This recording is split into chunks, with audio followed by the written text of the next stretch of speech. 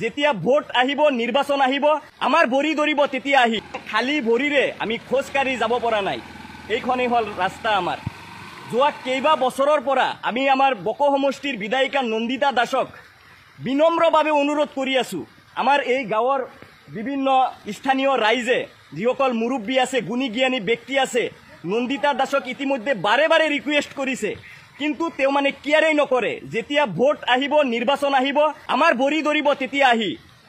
আৰু নন্দিতা দাসৰ এটা অভ্যাস মোৰ বহুত ভাল লাগে, মানে কোনোবা এখন ঠাইত যদি কোনো ডেন্সাৰ আনে, কোনো নাচনী আনে, কোনোবা ষ্টেজ প্ৰগ্ৰামত তেওঁক মানে এজন মানুহে যদি চিঠি দিয়ে লগে লগে তেওঁৰ যিবিলাক ভক্ত আছে, তেওঁৰ যিবিলাক চামচা আছে, শুনিবলৈ বেয়া লাগে, তেওঁৰ যিবিলাক চামচা আছে তেওঁলোকে দৌৰি আহি যায়। সেই প্ৰগ্ৰামত আহি মানে চেলফি লয়, চেলফি পিকচাৰ মাৰিবলৈ আহে।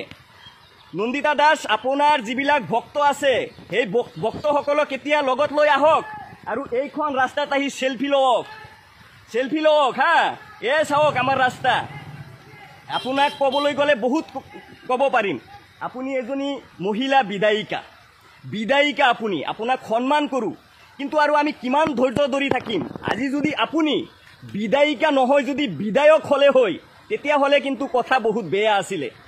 তথাপিও অনুৰোধ জনাইছোঁ নন্দিতা দাসক, আপুনি অতি সোনকালে অতি শীঘ্ৰে আপুনি আমাৰ এইখন ৰাস্তা, আমাৰ কেৱল এইখন ৰাস্তাই নহয়, আমাৰ টোপামাৰী অঞ্চলত যিমানবিলাক ৰাস্তা আছে সকলোবিলাক ৰাস্তা যাতায়াত কৰাৰ বাবে সুব্যৱস্থা গঢ়ি তোলক। নহ'লে কিন্তু আমি পৰৱৰ্তী সময়ত কিন্তু আমি তীব্ৰভাৱে প্ৰতিবাদ গঢ়ি তুলিম। সকলোৱে ভিডিঅ'টো শ্বেয়াৰ কৰিব আৰু নন্দিতা দাসৰ যিবিলাক ভক্ত আছে, চামচা আছে, তেওঁলোকে যাতে পাই যায় এই ভিডিঅ'টো।